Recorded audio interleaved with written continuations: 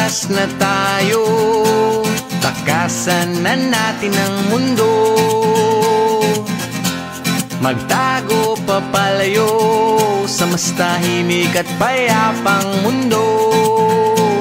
Umubulong ang hanging amihan at huni ng ibon. Dumudulog at tinatawag na tayo.